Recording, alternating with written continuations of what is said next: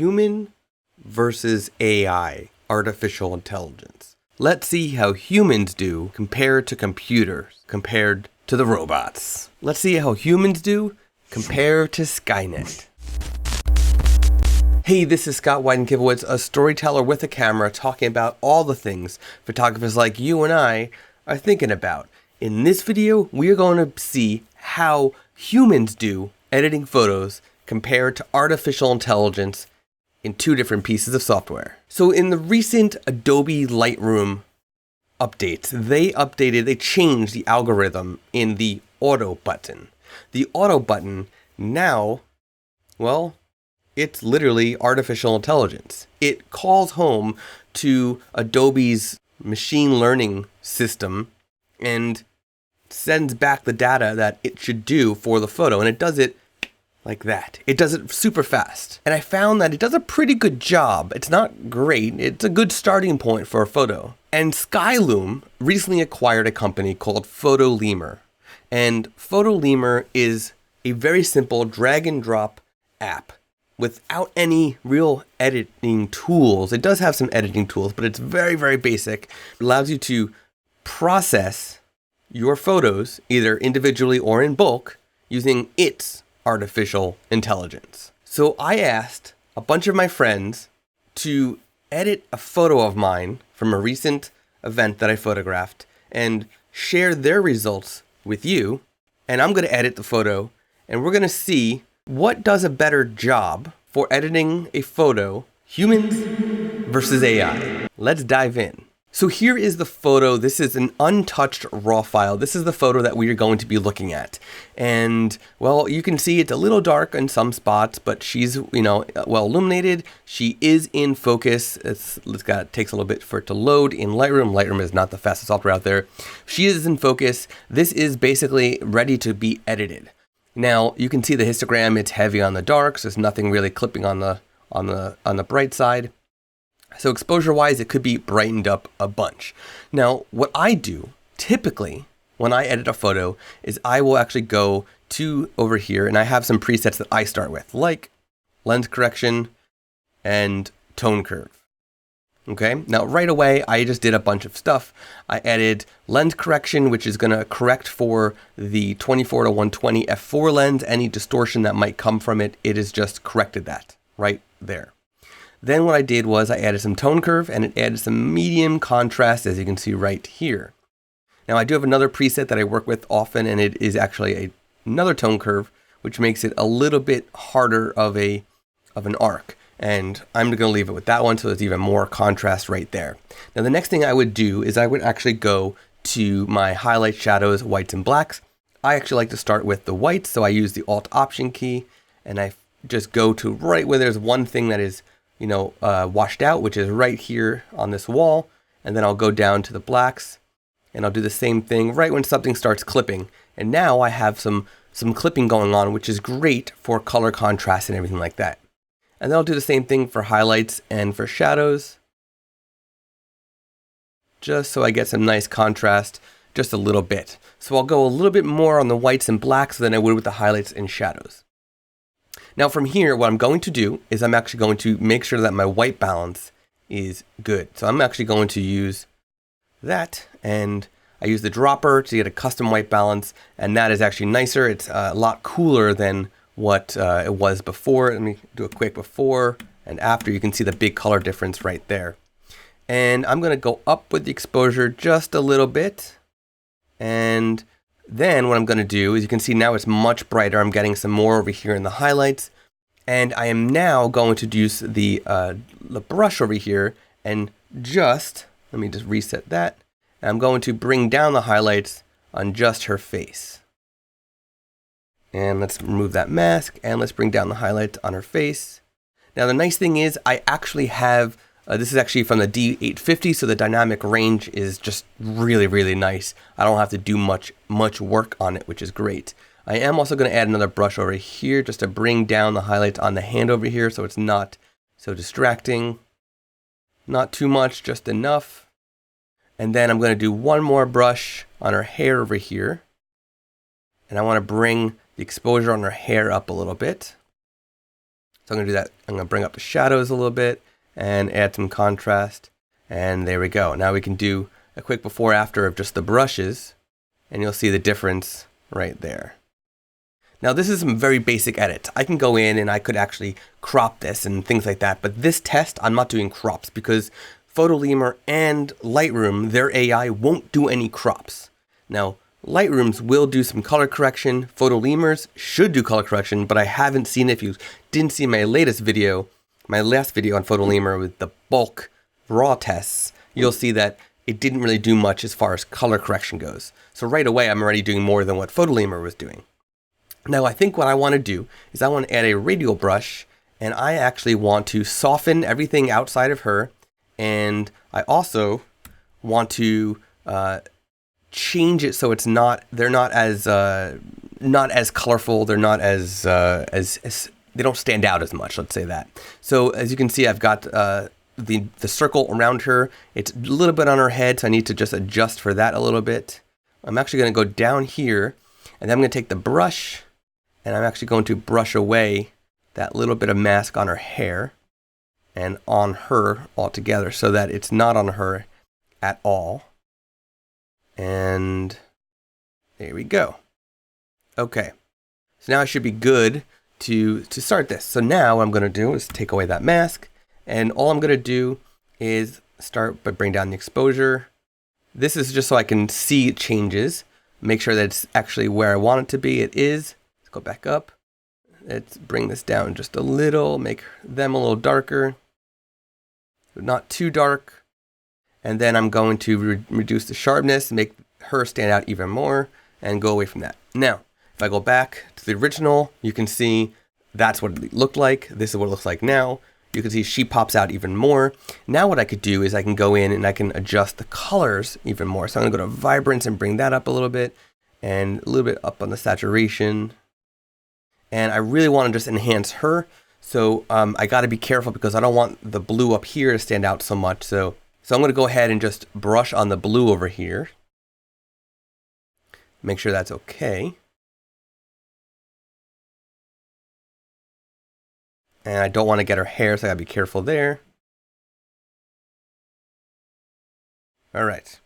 Now I'm just going to take away the saturation there, so it's just not as blue. I want it to be blue, but I don't want it to stand out too much because then, you know, she won't pop as much as the blue would pop. You'd be looking up too much. I wish that she wasn't behind her, but you know, it's a bridal shower, so there was a bunch of girls with bags waiting to fill it with the trash from all the gifts. But there you go. That's pretty much what I would do. So I'm going to go ahead and export this, and we'll compare it in a little bit. We'll compare it to everybody else. So here we are still inside of Lightroom, and again, this is back to the original. And what I want to do is just show you the auto button. All I want to show you is what it is going to do to the photo automatically using Adobe's AI. So I'm just going to hit the auto button. And you can see, boom, it just did a bunch of things. It did some stuff to the exposure, to the contrast, to the highlights, shadows, whites, blacks, and to the vibrance and the saturation. It did nothing to the tone curve. It did nothing to HSL, did nothing to split toning, did a little bit to detail, did nothing to lens correction, and looks like that might be everything it did. So it didn't do too much, okay? Now I'm gonna just export this as it is, and we will, see how that turned out. And here we are in PhotoLemur version 3, and I have the raw file here as well. As you can see, I'm gonna pull it up in a quick preview just so you can see it's the same photo, and it's untouched. I'm just going to drag that in. We're gonna let PhotoLemur 3 do its thing, find the objects and the bride-to-be and do its corrections, right? It's, as you can see, the algorithms are looking and assessing the image, and it's nice that they have a visual element to it. Now, it takes a lot longer than Lightroom's does. I don't know if that's because it looks into more things or what. I don't know how the AI works from one to another, but I have noticed that PhotoLemur's AI takes much longer than Adobe's does in their new auto function, which uses AI. So, but what we're going to do is we are going to just let it analyze, let it make its edit, and then we're going to export that. And again, we're going to do this all side by side. As soon as I have everybody's human edits, I will compare it to the AI edit. So here's a quick before after of the edit, okay? And let's just do a quick export to disk, and I'll save this as alongside everything else. And I'll make it high quality JPEG like the rest are going to be. And now it's exporting. So now here is my final result. This is the output from Lightroom, well, to my desktop, basically, to a folder where I'm storing all these human versus AI images. But this is my result. And this was Lightroom's result. You can see it's a little bit flatter, which is what I normally see come out of Lightroom's AI Auto. It's flatter, but you're seeing details. Basically, the Lightroom Auto, which is now AI based, tries to pull out the most detail in the dynamic range. That's its basically its goal. And then this is PhotoLemur's, which you'll see it's a little bit more contrasty. It's not color corrected. Lightroom is a little bit color corrected, but not like it should be. This is really what it should be looking like. So you can see there's some major differences there in the color correction, but Lightroom's, it's just flat, right? And then PhotoLemur's looks like Lightroom's with a little bit more contrast and some weird enhancement to basically the subject, making her look a little bit bigger than she is and a little strange, which you can turn that off. The facial enhancement and stuff could be turned off in PhotoLemur, but I left it as default. Now, this is Daryl. That's not human Daryl. This is actually human Daryl. And this is Daryl's edit. You can see he went for this sort of Instagram-y, sort of flatter look. You can see the dress pattern is very flat, but the main subject is standing out. Now, again, I'm going to show you Daryl's, which is this one, versus Lightroom's and versus PhotoLemur. Okay, let's go back to Daryl's. Here's Daryl's again. And I'll go back. Now here's Daryl's versus PhotoLemur and Lightroom.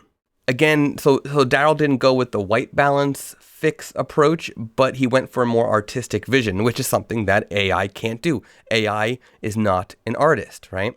Now, it is what it is. Daryl also went with muting the blue tones, which is something that I wanted to do in mine, which you can see here. I muted the blue tones so they don't stand out as much. I also made sure that this dress was dark. It's dark over here, so that it doesn't stand out as much. Now, this is my friend Javon, and Javon went for an edit closer to mine than Daryl's. Here is Javon's approach. Now, he went with a very clean, colorful, bright, and vibrant white balance corrected approach, which, not that Daryl did anything wrong. Again, like I said, Daryl went with an artistic approach. Javon kept it very clean and simple and pure, but just basically correcting the color and making sure the contrast and the exposure is nice and not really going with any sort of fine local adjustments. That is anything that I did. Again, nothing wrong. It's all about the artistic approach. But again, if we take Javon's and we compare it to Lightroom's, you'll see Javon's looks so much better, just like Daryl's looks so much better. So Javon's, and then here's PhotoLemur. So her skin is nice and red and orange and stuff because no white balance was corrected. Whereas this one, white balance is corrected.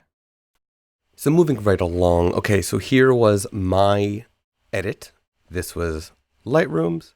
This was PhotoLemur's. This was Daryl's edit.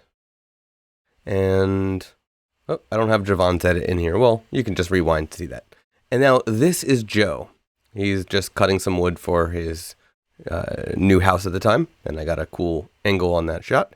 And this is Joe's edit. Now, as you'll see, it's more like Lightroom and PhotoLemur's. He kept it very simple, didn't do any extreme white balance correction. He kept it warm, which is, again, is perfectly fine. It's all the artistic vision of the edit.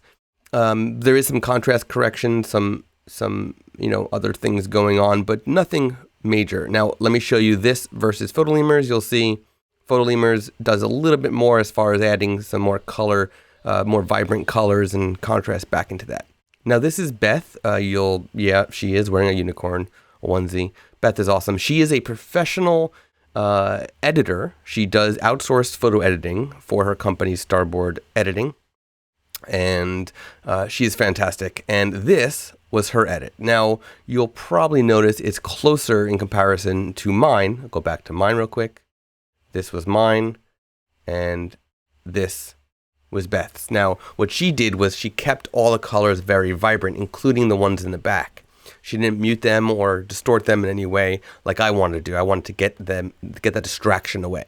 So as you can see, every human has a different take on it. But you'll notice that algorithms, AI, artificial intelligence, Skynet, between Lightroom's AI and PhotoLemur's, they both have a similar approach. Now, Lightroom's takes more of a let's try to adjust for a lot of things, whereas PhotoLemur looks like it's looking at specific things. And PhotoLemur's has more contrast, and Lightroom's is more of a starting point of an auto AI versus PhotoLemur's. Their AI tries to give you a final product.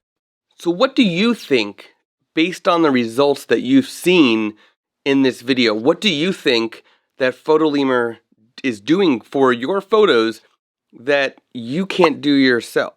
Are you impressed with what it has done? Are you not impressed? If you haven't seen the other two videos I've done on PhotoLemur, just click up there and you can go to the playlist where I have a whole bunch of videos on PhotoLemur. So like I've said many times, I'm a little bit of a skeptic with AI, but AI probably is gonna be part of the future of photo editing and just the world in general. So instead of just being a naysayer, I'm going to be embracing it and just, taking it for what it's worth and work with it instead of working against it. Will I be using PhotoLemur in the future? Well, I don't know. I really, really don't know. I do use Lightroom's Auto AI as a starting point many times if I need a little bit of a creative push. Like I've said earlier, it can be useful for people like realtors and moms and dads and people who are typically using their phones or just lower quality cameras that don't really know what to do with their edits. Artificial intelligence might be perfect for that. If you are interested in learning more about PhotoLemur, go to photolemur.com. There you have it.